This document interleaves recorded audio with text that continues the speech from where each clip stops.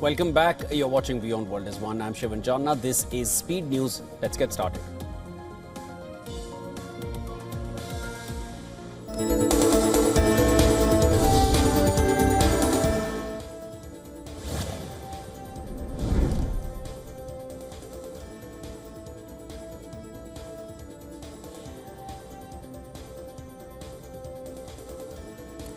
The Emir of Qatar asked US President Donald Trump to use American pressure to bring peace to Gaza, where Israel has renewed its military offensive.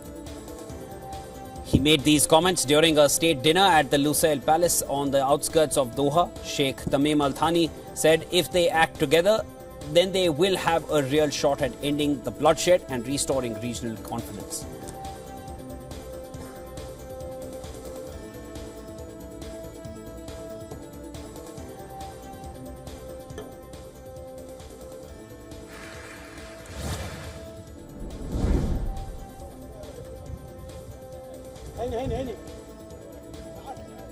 A new group of child cancer patients was evacuated from the Gaza Strip to Jordan for medical treatment on Wednesday.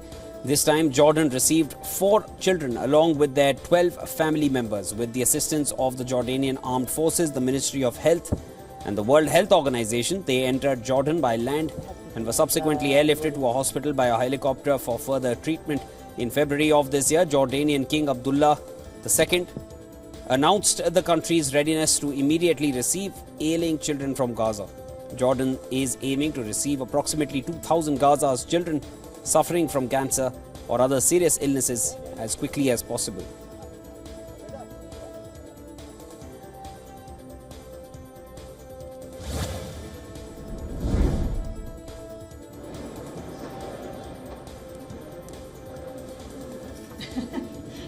A year after the attack at the van transporting Mohammed Amra at the Carville toll station, which claimed the lives of 2 prison officers, French President Emmanuel Macron visited the high-security prison.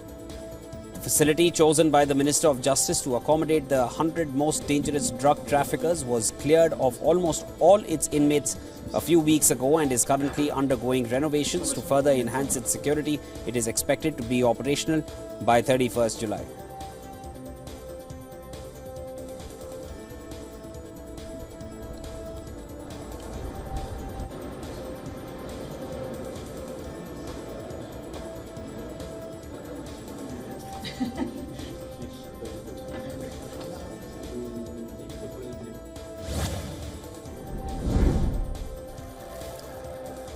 Colombia Senate has rejected a 12-question referendum on labor reform backed by President Gustavo Petro, marking another setback for the leftist leader. The proposed reform aimed to improve working conditions by establishing an 8-hour daytime workday, increasing weekend and holiday pay, and requiring social security payments for delivery app drivers. The Senate voted 49-47 against the referendum, with Interior Minister Armando Benedetti accusing Senate President Efran of using fraud to secure the government's defeat. Despite the setback, the Senate has decided to revive discussions on a previously rejected bill that aims to address labor issues.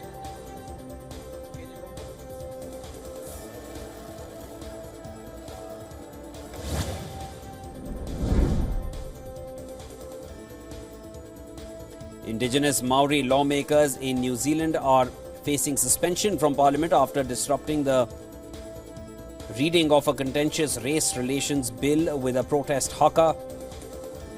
Maori Party MP Hannah Rahiti Mepi Clark derailed Parliament in November when she ripped a copy of the proposed laws in half while performing a spirited traditional chant. Those visuals went viral soon after, and she was joined by party co-leaders Rory Whitey and Debbie Packer, who strode on to the chamber floor in unison with her.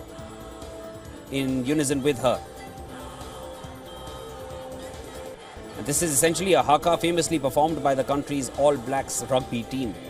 To be performed inside the Parliament was unprecedented. A parliamentary committee has recommended suspending Whitey and Garewa Packer for 3 weeks and Mepi Clark for 7 days. The Maori party said that it was one of the harshest punishments ever doled out in New Zealand's parliament.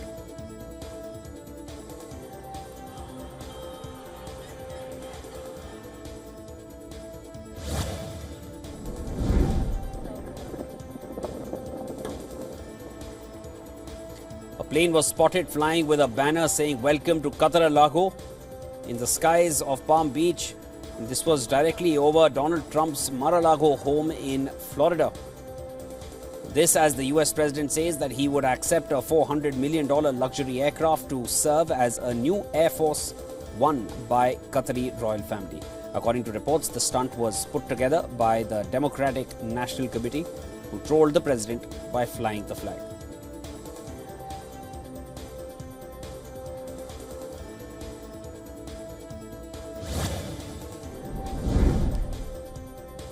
Indonesian President Prabowo Subianto received Australian Prime Minister Anthony Albanese at the Merdeka Palace in Jakarta during Albanese's first state visit after his re-election. The meeting is focused on strengthening bilateral relations, defence cooperation and economic ties between the two nations. Albanese said the visit to one of the world's largest democracies was an important step towards it was an important step forward in the relationship.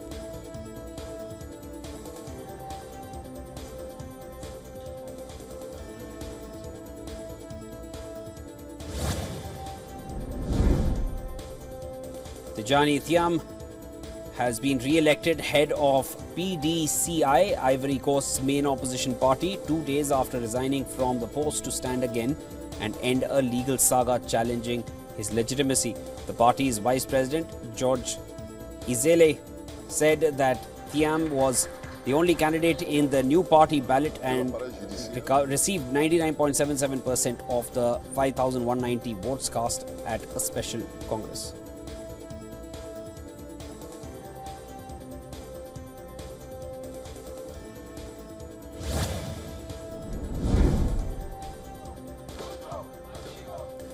Former Bolivian President Evo Morales has said that he would not quit his presidential bid. He was responding to President Luis Arce's challenge to unify the divided ruling party after he announced he would not seek re-election in August's elections. Morales' political heir and now opponent Arce resigned his own candidacy on Tuesday and called on Morales to do the same. Morales said Arce was in no position to make such a demand. Arce's government insists that a 2023 constitutional court ruling bars Morales from seeking another term.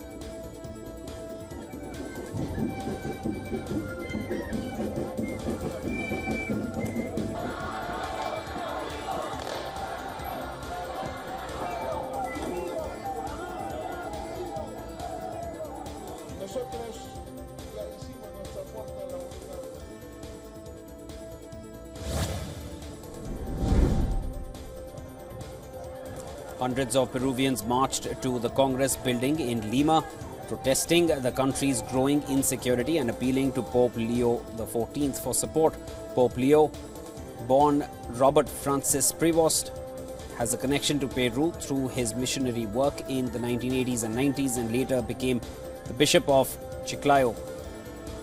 The national strike brought protesters to downtown Lima, where tensions rose as demonstrators clashed with riot police near the Congress. Many carried signs calling for intervention. Government figures show that murders in Peru increased by over a third in the past year, from 1,508 in 2023 to over 2,000 in 2024, with much of the violence linked to criminal groups targeting businesses.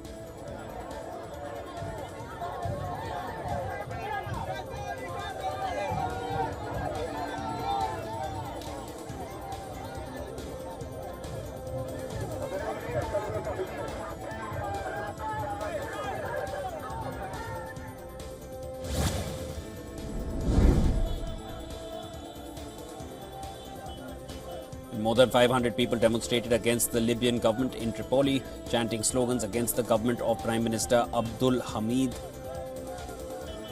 Biba. The protest began in the Souk El Juma district of the capital, where the Rada armed group has its stronghold and headed towards Martyrs Square. The protests came in the wake of fresh gun battles in the Libyan capital between two powerful armed groups, the Rada Force and the 444 Brigade, a day after authorities declared the fighting to be over.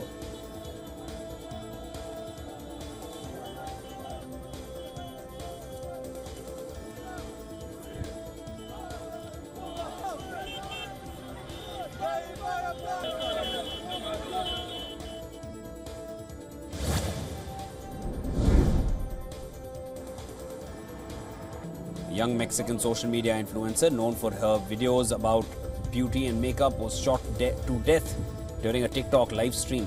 The death of Valeria Marquez is being investigated according to protocols for femicide, the killing of women or girls for reasons of gender. Authorities said that she was killed in the beauty salon where she worked in the city of Zapopan by a man who entered and shot her.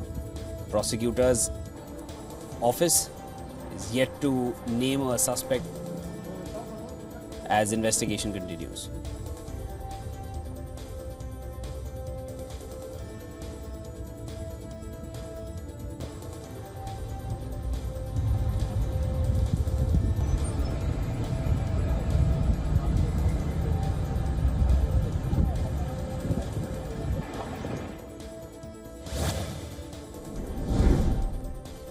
Albania's Prime Minister thanked hundreds of thousands of voters who supported his Socialist Party in the last parliamentary elections, backing his pledge to take the country into the European Union in 5 years. Edi Rama, who's the leader of the left-wing Socialist Party, held a celebratory rally in Iran's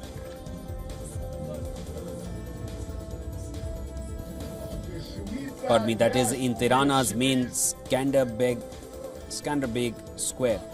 The event, which was attended by thousands of supporters waving Albanian and EU flags, took place in front of a big poster prepared for Friday's European Political Community Summit.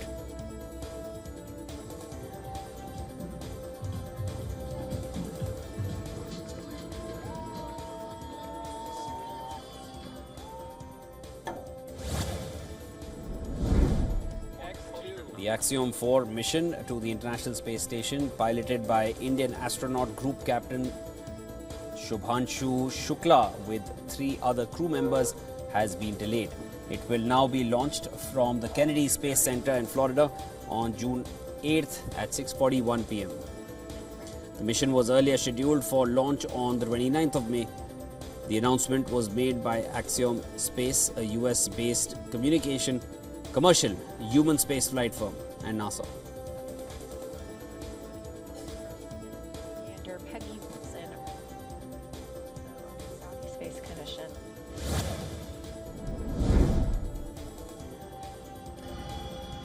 And 3 large wildfires have continued to spread across northern area and northern Minnesota, with the Jenkins Creek fire rapidly expanding in size.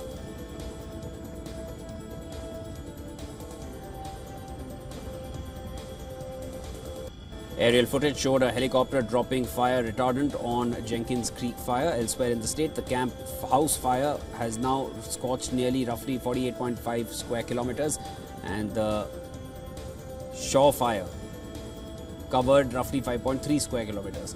The camp house fire alone has destroyed more than 140 structures. Local news sites reported, adding that rainforest could help prevent the situation from deteriorating further.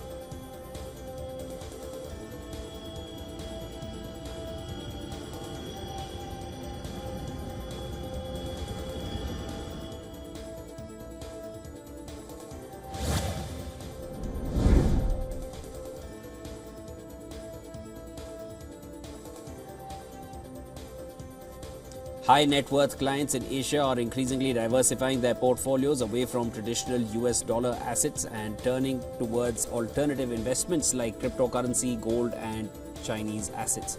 This is according to Amy Low, UBS head of Asia Pacific, chairman of Global Wealth Management Asia. And that highlights a potential shift in asset allocation driven by geopolitical tensions and a growing appetite for the diversification among the wealthy. Crypto seems to be the flavor among alternative bets, with a clear rise in both